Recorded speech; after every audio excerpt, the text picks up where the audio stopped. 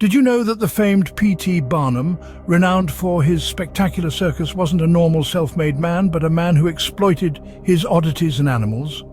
This is the opening chapter of a story that traces the life of a man who, against all odds, rose to become a household name, but through very unlikely means. Phineas Taylor Barnum, better known as P.T. Barnum, was a man of many talents and even more stories.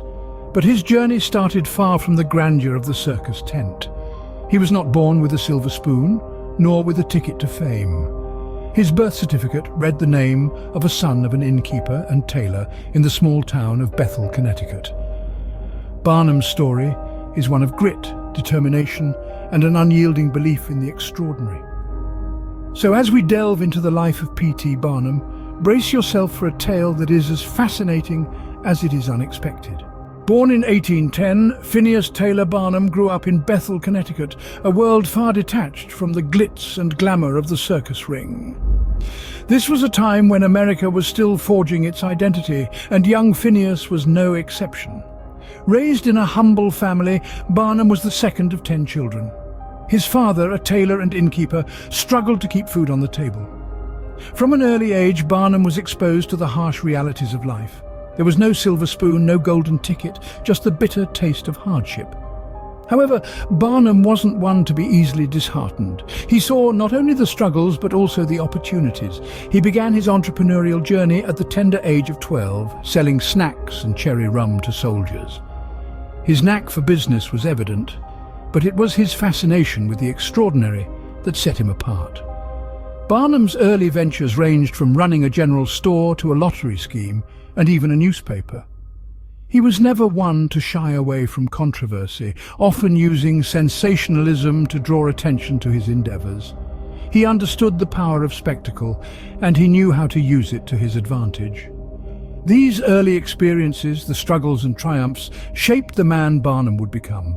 They honed his skills as a marketer and showman, fine-tuned his understanding of human curiosity, and ignited a spark that would one day set the world of entertainment ablaze. But it wasn't all smooth sailing. Barnum faced numerous setbacks. His newspaper was shut down and he was jailed for libel. His lottery scheme ended in financial ruin, yet these failures only served to stoke the fire within him. Barnum's story is a testament to the power of resilience, the audacity of ambition, and the allure of the extraordinary. He was an ordinary boy with an extraordinary dream, a dream that would lead him from the small town of Bethel to the center of the world's stage. Little did the world know this boy from Connecticut would one day become the master of the greatest show on earth. The seeds of Barnum's circus empire were sown not in a grand arena, but in a humble curiosity shop in New York. This shop, known as Barnum's American Museum, would become a cornerstone of his career. A stepping stone towards the grand spectacle we've come to associate with his name. Barnum was not born a showman. He was a self-made man, driven by ambition, resilience, and a dash of audacity. His first venture into show business was not, as one might expect, under the big top. No, it was within the walls of a curiosity shop. Here, Barnum began to understand the allure of the unusual, the fascination with the strange and bizarre. He recognized that people were willing to pay for a glimpse into the extraordinary, and he was more than willing to provide that glimpse. So it was that Barnum acquired the American Museum, a collection of oddities, natural history specimens, and antiquities. But Barnum knew that objects, however peculiar, could only hold the public's attention for so long. He needed something more, something sensational. And so he turned to publicity stunts and hoaxes, playing on the public's fascination with the bizarre and the unexplained. He introduced figures such as the Fiji mermaid, a creature purported to be a half-fish, half-human hybrid, and General Tom Thumb, a young boy with dwarfism whom Barnum presented as a fully grown man of 22. These controversial exhibits drew crowds and with them criticism, but Barnum was not discouraged. He understood that controversy created conversation and conversation brought customers. In this way, Barnum built his reputation as a showman. He was a master of spectacle, a purveyor of curiosities, a man who understood the allure of the extraordinary. But it would be a mistake to think that Barnum's success was built solely on oddities and sensationalism.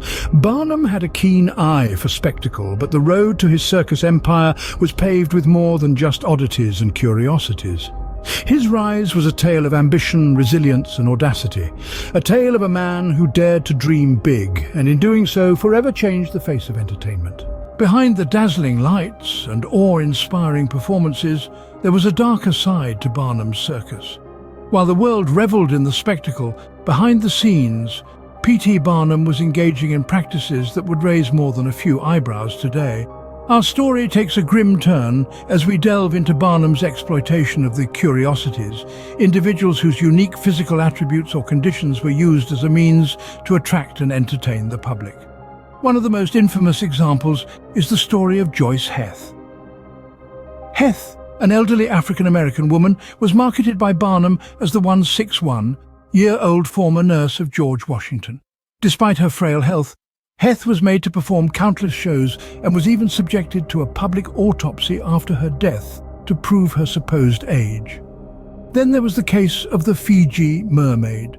This was not the enchanting creature of folklore, but a grotesque fake made by stitching the upper body of a monkey to the lower body of a fish. Barnum paraded this mermaid around, capitalizing on the public's fascination with the bizarre and the unexplained. Barnum's show was not just a circus, it was a trafficking ring for those he deemed curiosities. He scoured the globe for individuals with unusual physical characteristics or conditions, promising them fame and fortune. In reality, these curiosities were often subjected to grueling show schedules, poor living conditions, and the constant intrusive gaze of the public. Barnum's exploitation was not limited to people. He also kept a menagerie of exotic animals, many of which were captured in the wild and transported to the United States under harsh conditions. These animals were then displayed in Barnum's Grand Travelling Museum, where they were made to perform unnatural tricks for the amusement of spectators. Barnum's practices were not only exploitative but also deceptive. He was a master of humbug, a term he used to describe his art of hoax and exaggeration. He manipulated the truth, twisted facts, and even created entirely fictional narratives to sell his shows. And the public, captivated by the spectacle and the promise of the extraordinary, were all too willing to believe. While Barnum's circus brought joy and entertainment to many, it also perpetuated harmful stereotypes and exploited vulnerable individuals and animals for profit. His curiosities were not just performers. They were people and creatures deserving of respect and dignity, not mere objects of fascination and amusement. The glittering spectacle of Barnum's circus concealed a reality that was far from the romanticized portrayal in The Greatest Showman. The charm and allure of the circus, the razzle-dazzle and the magic, masked a grim reality. This was the dark side of the show, hidden behind the curtains, far from the prying eyes of the enchanted audience. P.T. Barnum's death in 1891 didn't dim the lights of his circus. Instead, his legacy continued to shape the world of entertainment. The showman may have left the stage, but his spectacle lived on, continuing to enthrall audiences for generations to come. His circus evolved, changing names and hands, but never losing its essence. The embodiment of Barnum's belief that the public loved to be dazzled, to be part of something larger than life. The Barnum Bailey Circus, as it was named after his death, merged with the Ringling Brothers in 1919, creating what would become known as the greatest show on earth. This legendary circus, born from Barnum's vision, continued to captivate audiences until its final curtain call over a century later in 2017. Barnum's influence, however, extends beyond the circus tent. His knack for promotion and spectacle has been absorbed into the fabric of modern entertainment. From Hollywood blockbusters to Super Bowl halftime shows, the desire to create a spectacle, to captivate and stun audiences, can be traced back to Barnum's playbook. Yet, Barnum's legacy is not without controversy. His exploitation of curiosities and his penchant for sensationalism have been scrutinized and criticized. The man who once said, "There's a sucker born every minute," was indeed a master manipulator using exaggeration and spectacle to sell tickets. His practices have raised questions about the line between entertainment and exploitation, making his legacy a subject of heated debates.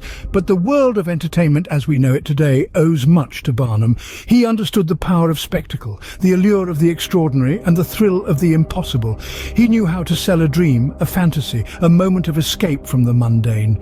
P.T. Barnum, a man of humble beginnings who built an empire on spectacle and sensation, leaving a legacy as complex as the man himself. So, who was the real P.T. Barnum? A visionary showman, an exploitative opportunist, or a complex blend of both?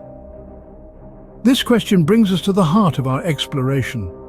P.T. Barnum, born into modest beginnings, created a world of spectacle and wonder that captured the imaginations of millions.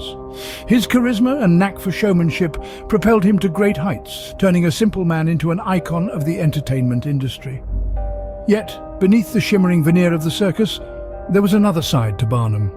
The man who brought smiles to countless faces was also a trafficker of curiosities, a man who exploited the unusual and the extraordinary for profit.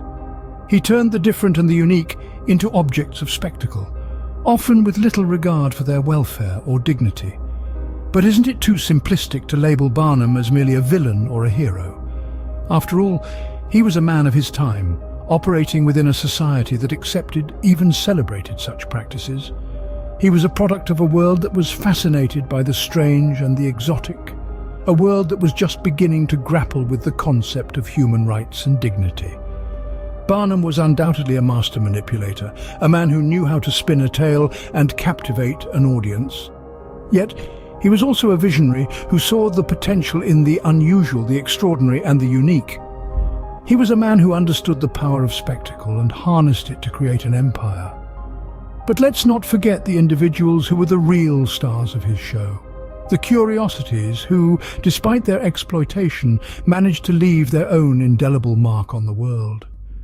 They too were a part of Barnum's legacy, their stories intertwined with his in a complex dance of exploitation and fame. Perhaps the truest portrayal of P.T. Barnum lies not in the dazzling circus ring, but in the shades of grey that coloured his extraordinary life.